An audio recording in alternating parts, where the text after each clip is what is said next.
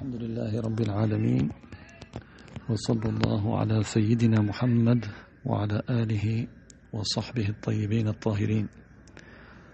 اللهم علمنا ما جهلنا وذكرنا ما نسينا وزدنا علما ونعوذ بك من حال أهل النار. اللهم واجعل نياتنا وأقوالنا وأفعالنا خالصة لوجهك الكريم. La louange est à Allah, le Seigneur des mondes. Que Allah honore et élève davantage le rang de notre maître Muhammad sallallahu alayhi wa sallam et qu'il préserve sa communauté de ceux qu'il craint pour elle. Nous demandons à Allah qu'il nous fasse apprendre ce que nous ignorons, qu'il nous fasse nous rappeler ce que nous avons oublié et qu'il nous augmente en connaissance. Et nous lui demandons de nous préserver de l'état des gens de l'enfer. Nous demandons à Allah qu'il fasse que nos intentions, nos actes et nos paroles soient accomplis sincèrement par recherche de son agrément.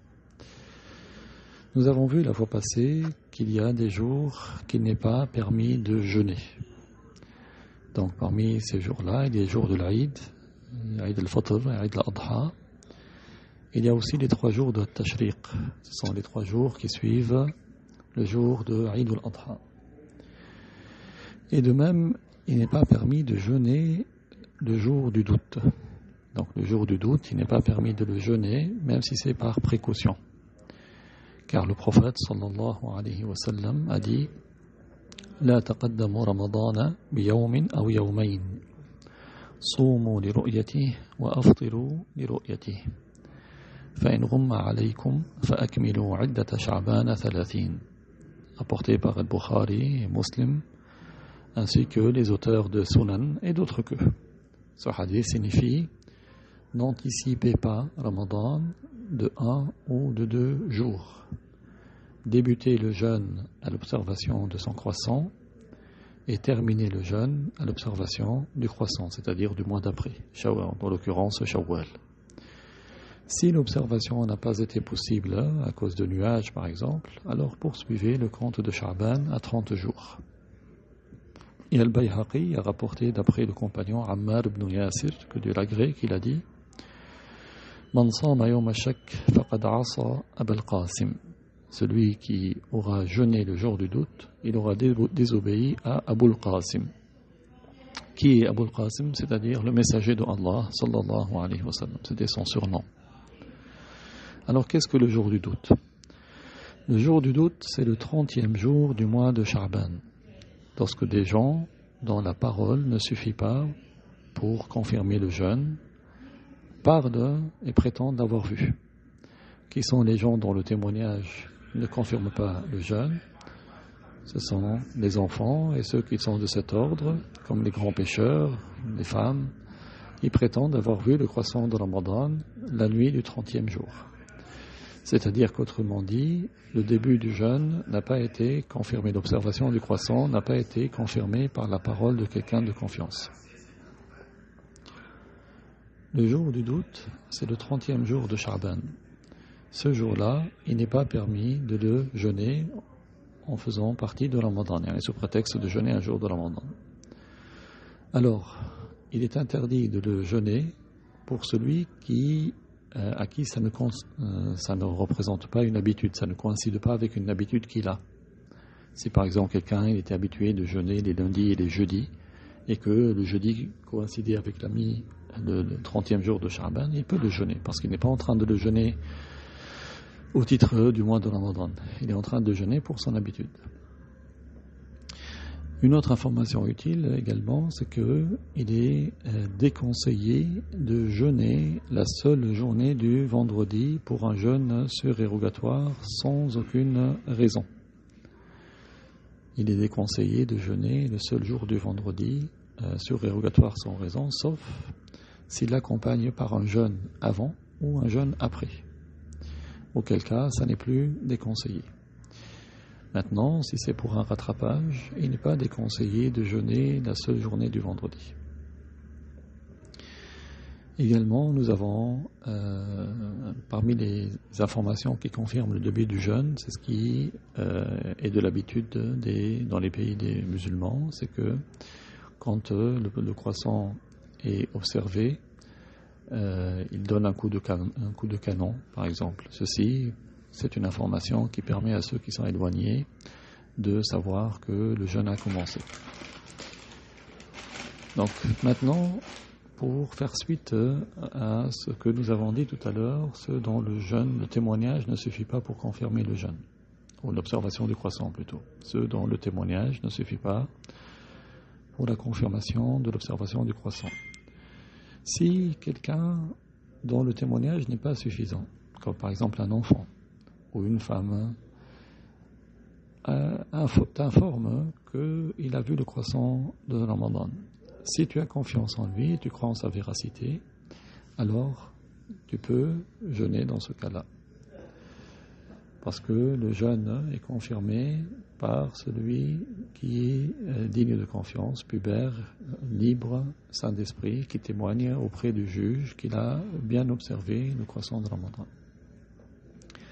Et l'adl, c'est-à-dire celui qui accomplit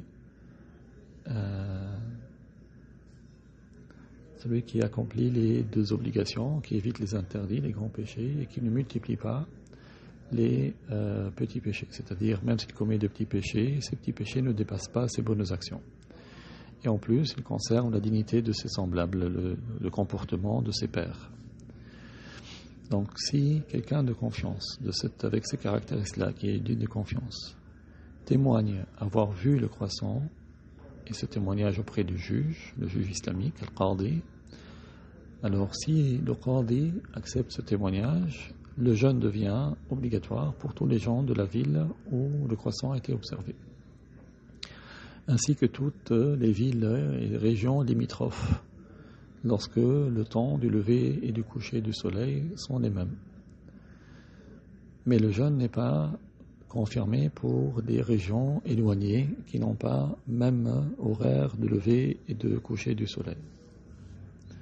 Un exemple où on a deux villes qui ne sont pas limitrophes et qui n'ont pas même lever et coucher du soleil, même horaire, c'est Damas et Bagdad. Ils n'ont pas le même jugement. Il n'est pas permis aux habitants de Damas de jeûner, de commencer à jeûner si à Bagdad le croissant a été observé. Ça, c'est selon l'école malikite et shafi'ite. Mais dans l'école hanafite, il est un devoir de jeûner pour tous les habitants qui ont pris connaissance que le croissant a été observé quelque part, quel que soit l'emplacement, même si c'est extrêmement éloigné, même si ce n'est pas le même horaire de lever et de coucher du soleil. Selon l'imam Abu Hanifa, dès lors que le croissant a été observé quelque part, le croissant de Ramadan, c'est un devoir pour tous ceux qui ont pris connaissance de jeûner. Par exemple, les gens du Maroc doivent jeûner s'ils ont su que le croissant a été vu en Indonésie, et réciproquement.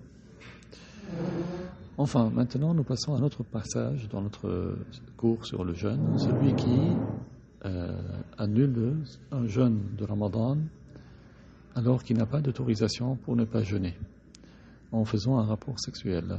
Celui-là, il se charge d'un péché et il doit le rattrapage immédiatement. Et il doit faire une kafara, une expiation. La même kafara que pour al-dhihar. C'est quoi l'expiation de al-dhihar? C'est d'affranchir un esclave. S'il n'est pas capable, il doit jeûner 2 mois consécutifs. S'il ne peut pas, il donnera à manger à 60 pauvres, c'est-à-dire il donne à chacun d'entre eux un moud, un plein de 2 mains jointes, de la nourriture de base la plus répandue du pays. Alors, celui qui aura annulé son jeûne, le jeûne d'un jour de Ramadan, avec certitude, c'est-à-dire il connaissait le jugement, c'est-à-dire il savait que c'était interdit pour le jeûneur d'avoir un rapport sexuel. Il se rappelait qu'il était en train de jeûner, c'est-à-dire que ce n'est pas qu'il a oublié qu'il était en train de jeûner. Et ce n'était pas sous la contrainte. Même si son rapport, il avait commencé avant l'aube.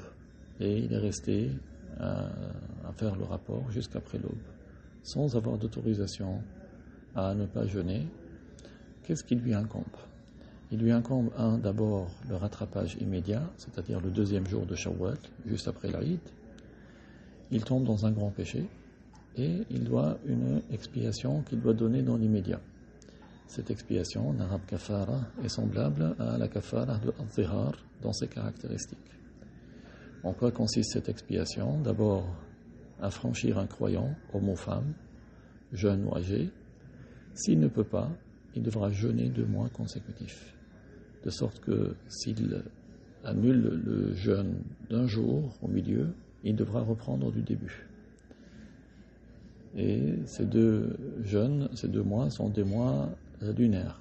C'est-à-dire s'il commence le premier jour lunaire, il devra finir le dernier jour du mois lunaire du mois d'après. C'est ainsi qu'il aura réalisé 2 mois. Que le mois comporte 29 jours ou 30 jours. Si le premier est 29 et le deuxième 30, ou les deux sont 29 ou les deux sont 30. Mais s'il jeûne un autre jour que le premier jour du mois lunaire, il devra nécessairement poursuivre au compte de 30 de ce mois et même à partir du 3e mois. Donc on va voir combien de jours il a jeûné dans le premier mois, qui n'a pas commencé du début, et combien il lui reste pour atteindre 30. Et donc le 3e mois, il devra compléter à 30 le nombre de jours du premier. Le 2e mois, de toute manière, il va le jeûner dans sa totalité, qu'il ait 29 ou 30 jours, puisqu'il aura commencé du début, il aura jeûné jusqu'au bout. S'il n'est pas capable de jeûner les 2 mois consécutifs, en raison de son incapacité, il devra donner à manger à 60 pauvres. C'est-à-dire à chacun d'entre eux, il lui donnera un moud de la nourriture de base la plus répandue de la vie. Qu'est-ce que le moud? Le moud, c'est le plein de 2 mains jointes de taille moyenne. Et la nourriture de base, c'est ce qui permet à elle seule de maintenir le corps en bonne santé. C'est-à-dire il peut vivre même s'il ne mange rien avec, comme le blé, comme le riz, comme le pois chiche, etc. Cette expiation est refaite autant de jours qu'il aura annulé. Et l'expiation dans l'école chafi'ite incombe uniquement à l'homme et pas à la femme. Toutefois, si celui qui a fait le rapport avait oublié qu'il faisait le jeûne, ou qu'il était ignorant de l'interdiction et qu'il était excusé, comme par exemple s'il avait vécu dans un endroit éloigné des Tzava, ou il était récemment entré en islam. Il n'a pas d'expiation. De même, s'il a fait le rapport sous la contrainte, il n'a pas d'expiation non plus, tout comme son jeûne ne sera pas annulé. Celui qui annule le jeûne d'un autre jour que du mois de Ramadan, même si c'est un jeûne obligatoire, suite à un vœu ou autre, il n'y a pas d'expiation le concernant. Donc, par conséquent, si quelqu'un annule son jeûne autrement que par le rapport, comme si par exemple il a mangé durant le jour de Ramadan sans excuse, puis il a fait le rapport, il tombe dans un grand péché qui est de rompre son jeûne sans excuse, et dans un deuxième grand péché qui est le rapport, parce que le devoir pour lui était l'abstinence. Néanmoins, dans ce cas-là, il n'y a pas d'expiation, parce qu'il n'a pas annulé son jeûne par le rapport, mais il devra dans les 2 cas le rattrapage. Il n'y a pas d'expiation non plus et pas de péché pour celui qui a un rapport durant la journée de Ramadan, mais pour bénéficier de l'autorisation du voyage ou de la maladie. Qu'est-ce que ça veut dire? Ça veut dire qu'il était, par exemple, voyageur, d'un voyage qui autorise de ne pas jeûner, ou il était malade, une maladie qui lui permettait de ne pas jeûner. Et il a voulu prendre l'autorisation de ne pas jeûner pour faire un rapport. Dans ce cas-là, il n'y a pas de péché, il n'y a pas d'expiation. Mais si le malade ou le voyageur ont fait un rapport durant le mois de Ramadan sans pour autant se dire dans son intention, voilà, j'ai l'autorisation de ne pas jeûner. Dans ce cas, il commet un péché, mais il n'y a pas d'expiation. Donc voilà un petit rappel pour ce mois béni, le mois de Ramadan. Donc nous avons essayé donc de finir ce chapitre, donc qui est très important. C'est pour ça qu'on prend le rappel pour nous assurer que nos actes d'adoration sont valides. Et nous allons maintenant continuer sur ce que nous avions entamé avant le mois de Ramadan pour bénéficier, parce que notre prophète a dit que le croyant ne se lasse pas d'un bien qu'il entend jusqu'à ce qu'il parvienne au paradis. Donc nous étions arrivés à des transactions qui étaient interdites. Parmi les transactions interdites, il y a al-ghash, le fait de duper les gens. Il est interdit de duper les gens ou de mentir quand on va peser ou bien mesurer la longueur ou le volume ou le nombre. Donc il est interdit de tromper, c'est-à-dire si quelqu'un vient et te dit donne-moi 10 baguettes et tu lui donnes 9 et tu lui dis je t'ai donné 10, ça c'est tromper à propos du nombre. Ou bien quelqu'un il lui dit donne-moi 10 mètres de tissu, il lui donne 9 mètres 50, il lui dit je t'ai donné 10 mètres. Ou il lui dit donne-moi 10 mouds de blé et il lui dit oui je t'ai donné 10 mouds et il lui donne 9. Donc là il aura trompé, ça c'est interdit. La question suivante donne quelques exemples, de question 257, donne quelques exemples d'un crédit qui a entraîné un profit. Il est interdit de vendre du coton ou autres marchandises et de prêter à celui qui a acheté en plus de l'argent. Et il augmente le prix grâce à ce crédit. C'est-à-dire il octroie un crédit à l'acheteur et lui dit comme je t'ai prêté de l'argent, je te vends mon coton ou je te vends telle marchandise plus cher que le prix qu'il voulait vendre au début. Parce que à cause du crédit, c'est-à-dire il a bénéficié du crédit pour tirer un profit en lui vendant plus cher. Donc ça, c'est une forme de riba. Un riba, c'est-à-dire c'est un crédit qui a entraîné un profit. Ou autre cas de figure, c'est de prêter à des agriculteurs de l'argent jusqu'à la moisson. Et il pose pour condition, il leur dit qu'à grâce au crédit que je vous ai octroyé, vous me vendez votre récolte moins cher que le prix courant. Cela aussi est interdit. Ceci est quelque chose qui est interdit. Donc, Allah a autorisé le crédit pour que les gens s'entraident, pas pour que les gens profitent les uns des autres. Une question suivante. De qui apprend-on la science de la religion? Il est un devoir pour celui qui recherche l'agrément de Allah et la sauvegarde de sa religion et de son bas monde d'apprendre qu'est-ce qui est licite et qu'est-ce qui est interdit auprès d'un savant qui craint pour sa religion, qui donne le conseil.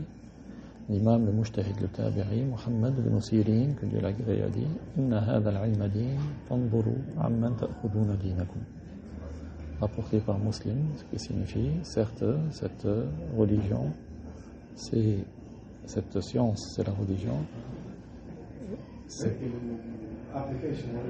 Cette science, c'est la religion.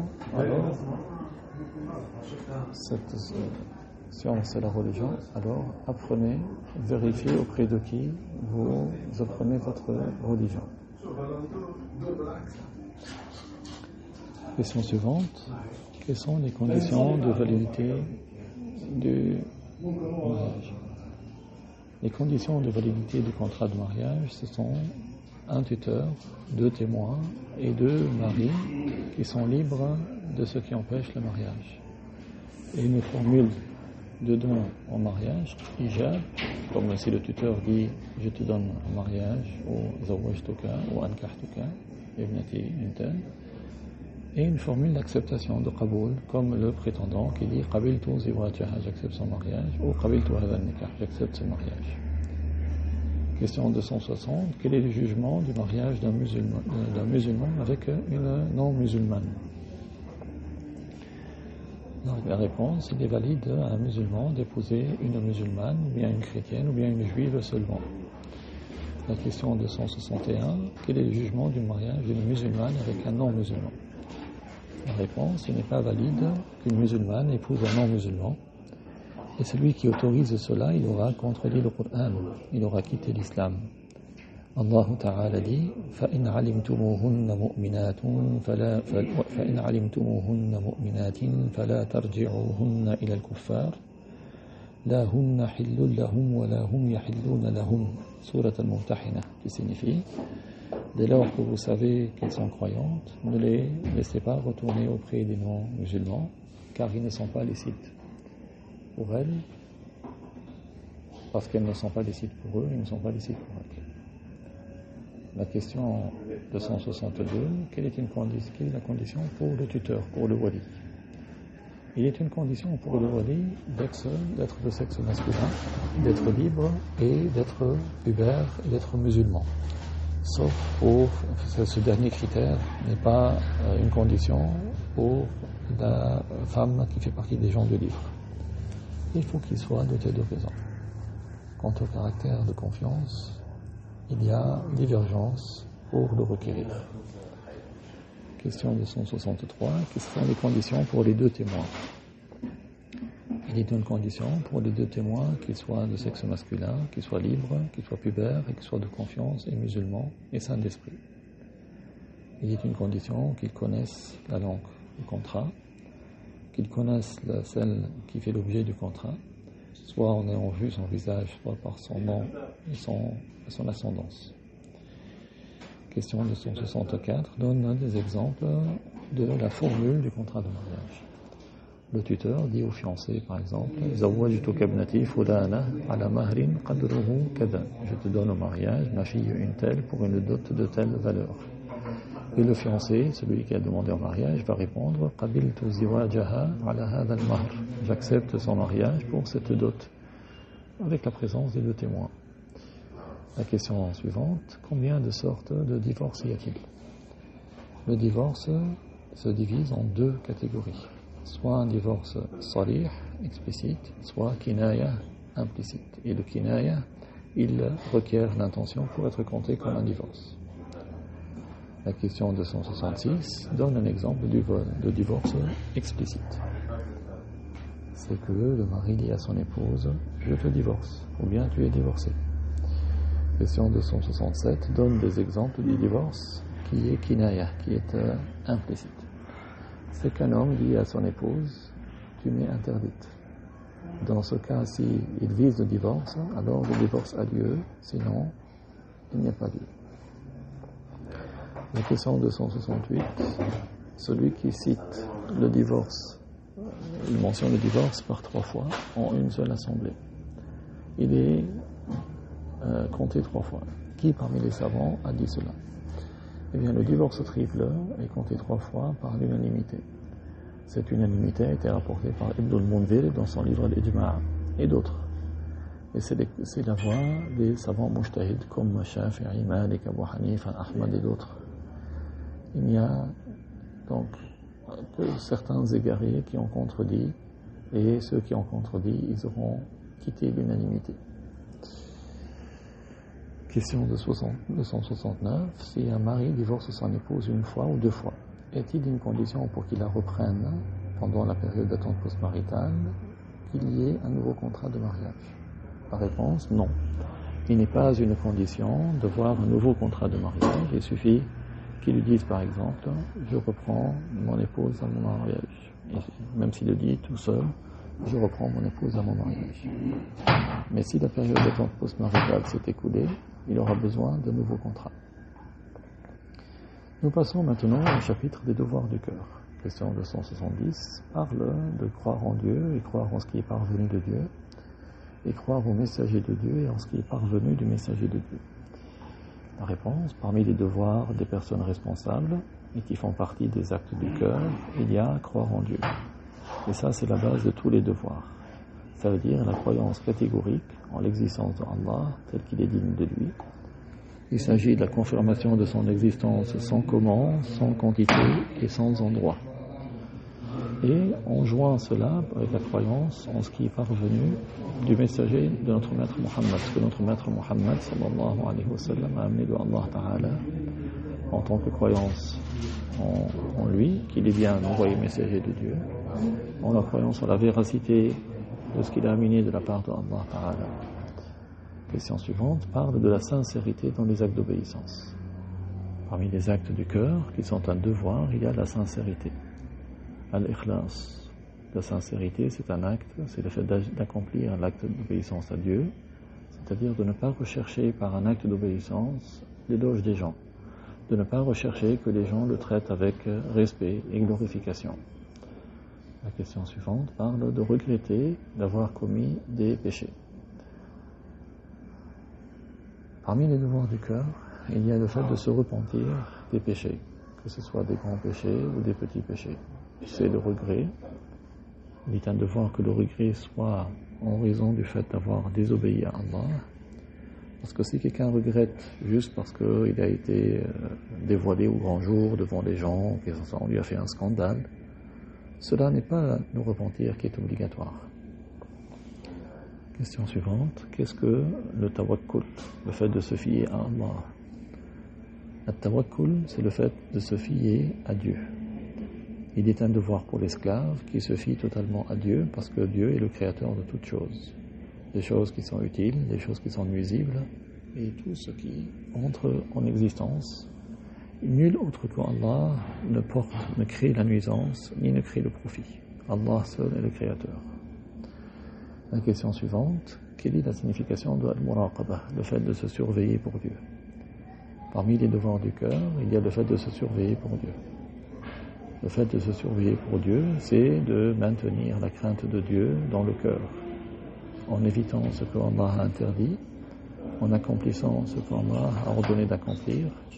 Pour cela, le responsable, dès qu'il devient responsable, il doit mettre l'intention et la ferme volonté d'accomplir tout ce qu'Allah lui a ordonné d'accomplir, c'est-à-dire les devoirs, et d'éviter les interdits.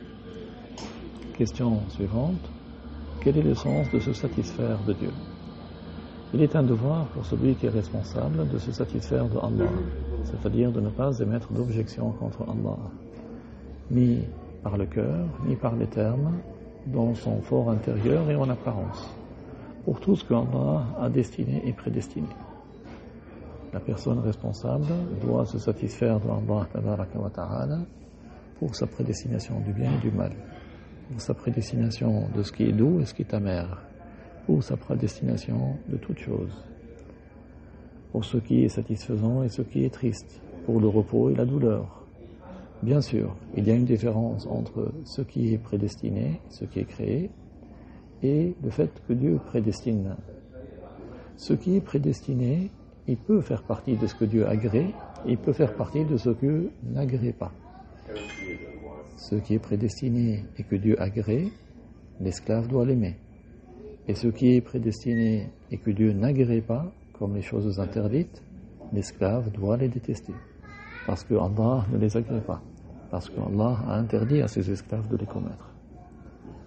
La question suivante, quelle est la signification de remercier Allah? Le remerciement de Dieu est de deux sortes. Il y a un remerciement qui est un devoir, il y a un remerciement qui est recommandé. Le remerciement qui est un devoir, c'est ce que l'esclave doit faire comme œuvre qui indique sa glorification de Dieu. Ce Dieu qui a fait grâce à lui ou à d'autres que lui, comment est-ce qu'il se concrétise ce remerciement obligatoire? C'est en délaissant la désobéissance à Allah tabaraka wa ta'ala par les bienfaits qu'il lui a accordés. C'est cela le remerciement obligatoire pour l'esclave. Le remerciement recommandé, c'est l'éloge de Dieu qui indique qu'il est celui qui a fait grâce à ses esclaves par les nombreuses grâces, des grâces qu'on ne peut énumérer. C'est en disant par exemple Alhamdulillah, ça c'est un remerciement recommandé. Mais le remerciement obligatoire, c'est de ne pas utiliser les bienfaits que Dieu nous a accordés pour lui désobéir. C'est ça qu'il est un devoir pour chacun d'entre nous de faire. La question suivante, quelle est la définition de la patience? Et qu'est-ce que la patience obligatoire? La patience, c'est de contraindre son âme, c'est de forcer son âme à supporter quelque chose pour lequel elle ne penche pas, ou la forcer à quitter quelque chose qui lui procure du plaisir. La patience qui est obligatoire pour le responsable, c'est de patienter pour accomplir ce que Allah nous a ordonné de faire comme acte d'obéissance. C'est la patience pour ne pas faire ce que Allah nous a interdit. C'est-à-dire, c'est de contraindre son âme pour la détourner de ce qu'Allah a interdit Et la patience pour supporter également ce que Allah nous a donné comme épreuve. Qu'est-ce que ça veut dire patienter face aux épreuves? C'est-à-dire ne pas émettre d'objection contre Allah, de ne pas s'engager dans ce que Allah a interdit à cause d'une épreuve. Beaucoup de créatures tombent dans les péchés parce qu'ils n'ont pas respecté la patience face aux épreuves.